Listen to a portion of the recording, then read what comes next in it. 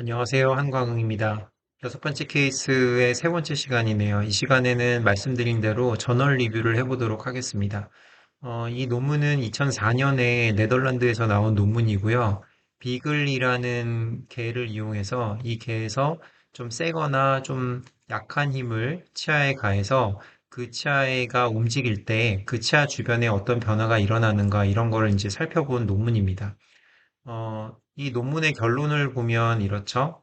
일단 하이알리나이제이션이라는 게 치아 이동을 제한을 한다.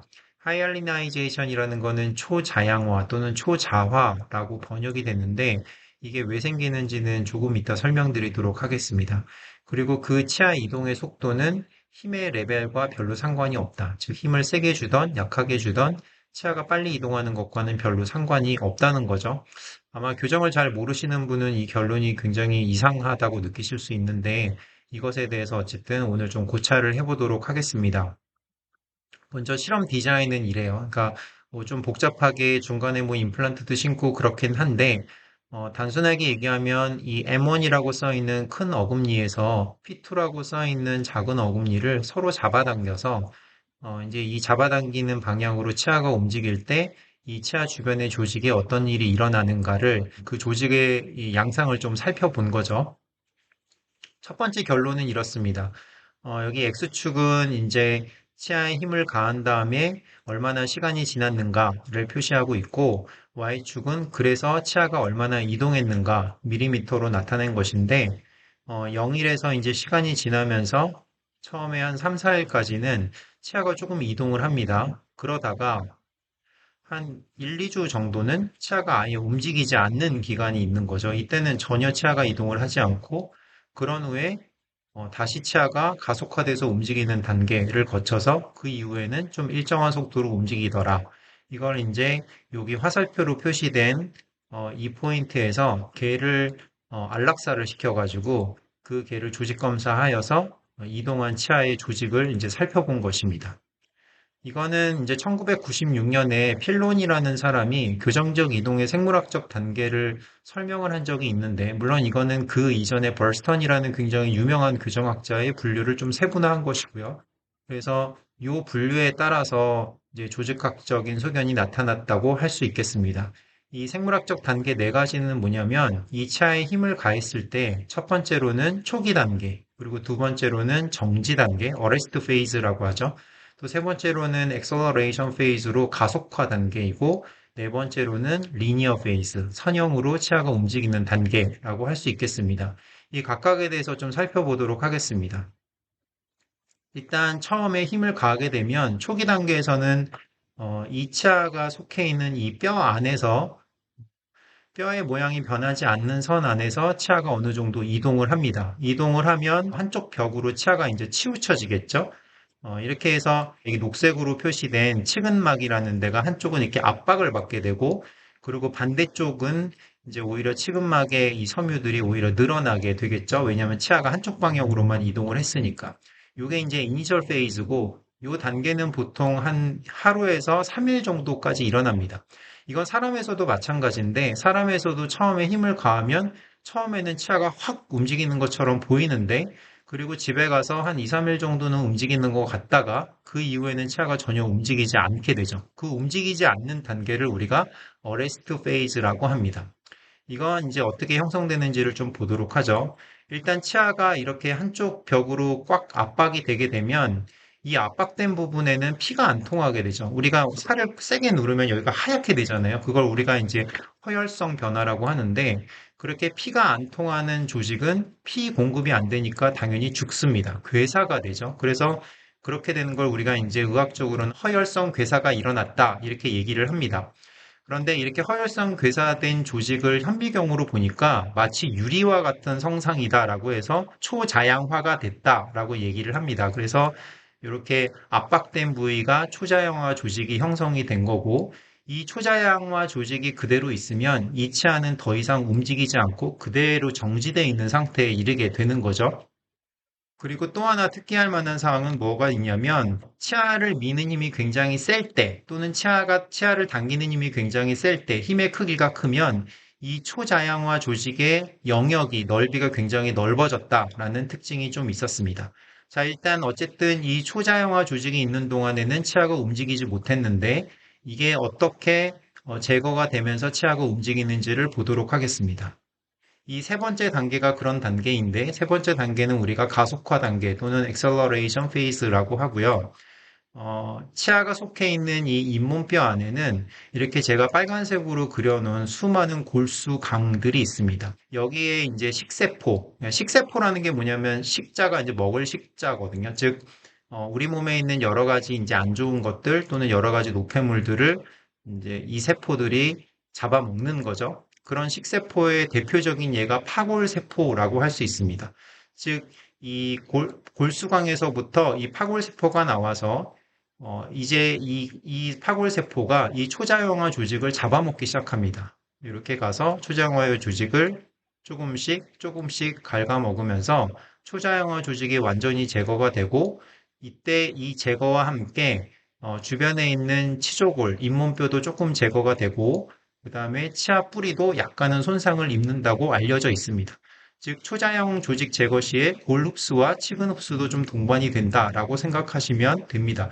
당연히 그러니까 초자형화 조직이 좀 넓을수록 그만큼 치아 주위의 잇몸뼈나 아니면은 치아 뿌리에 좀 안 좋은 영향이 있을 수가 있겠죠. 그죠?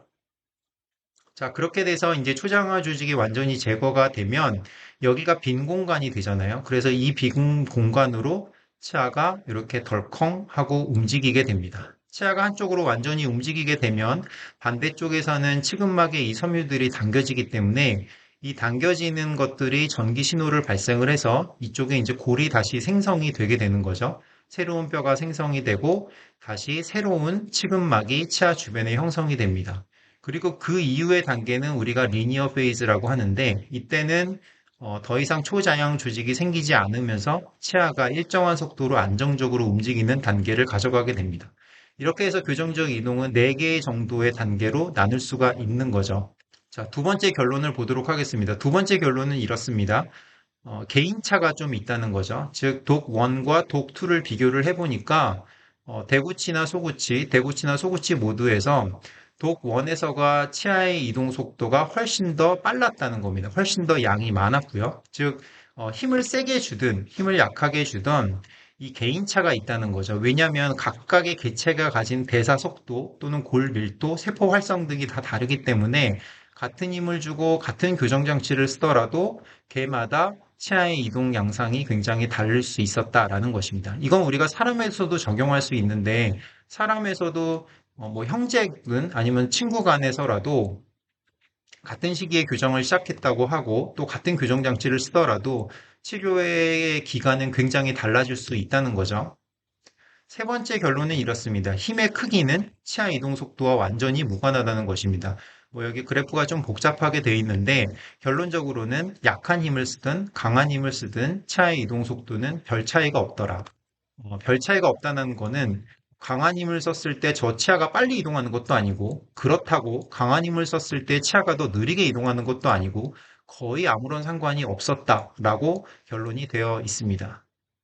자, 이제 제가 이 지금 여섯 번째 케이스에서 치료하고 있는 환자를 돌아보면 이렇죠. 이제 여기 상악 교환면을 보도록 하겠습니다. 자, 여기 이제 작은 앞니가 굉장히 안쪽으로 들어가 있는데 제가 처음부터 여기에 강한 힘을 주지 않고 다른 치아를 먼저 움직이죠. 그러면 이 치아는 어떻게 이동하냐면 지난 시간에도 말씀드렸듯이 자연적으로 이동을 합니다. 제가 인위적인 힘을 이 치아에 주지 않았기 때문에 이 치아는 굉장히 생리적으로 아주 작은 힘으로 이동을 하니까 당연히 이 치아 주변에는 초자양 조직이 별로 많이 생기지 않겠죠.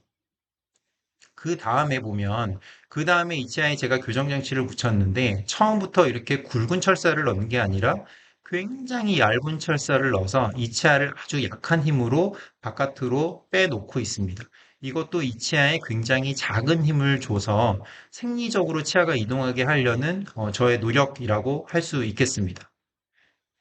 그래서 이제 이렇게 치아가 잘 배열되고 있는 것을 볼 수 있고요. 전체적인 결론을 내기 위해서 우리가 처음에 던졌던 세 번째 질문을 생각해 보도록 하겠습니다. 그때 질문은 이랬죠. 치아가 움직이는 원리는 무엇인가요? 라는 질문이었는데, 결국은 이걸 이제 단순하게 얘기하면 압박괴사된 치아 주변 조직이 제거가 되는 것이 치아가 움직이는 원리다라고 할 수 있겠습니다.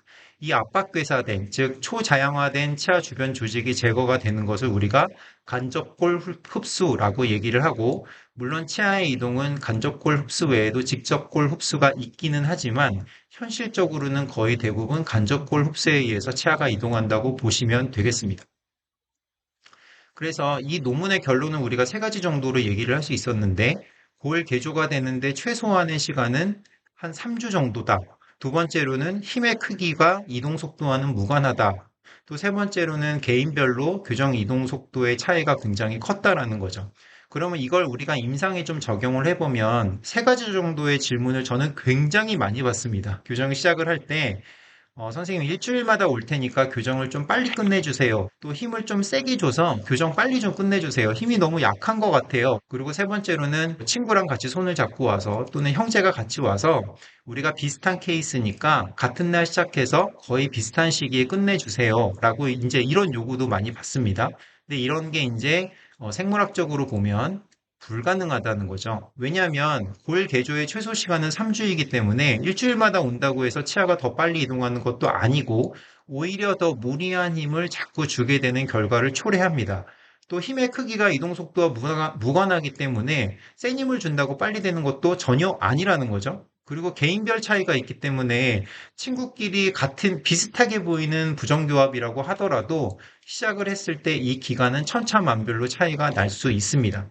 오히려 자주 힘을 주고 또 너무 센 힘을 주는 거는 이동 속도를 빠르게 하기는커녕 치근 흡수와 치조골 흡수를 일으키는 원인 중에 하나로 작용하게 되죠. 왜냐하면 초자양 조직이 많이 생기니까 그거를 제거하는 과정에서 치근과 치조골이 피해를 입기 때문입니다. 그래서 결론적으로 제가 말씀드리고자 하는 거는 이 교정이라는 게 이 몸 안에서 일어나는 변화잖아요. 세포들이 작용을 하고 뼈가 녹고 여러 가지 그런 생물학적인 프로세스가 일어나는 과정이기 때문에 무리해서 빨리 하고 무리해서 센 힘을 주고 해서 되는 것이 아니기 때문에 조금 더 여유를 가지고 교정하시는 선생님에게 충분히 시간을 두고 그렇게 맡기셨으면 좋겠습니다.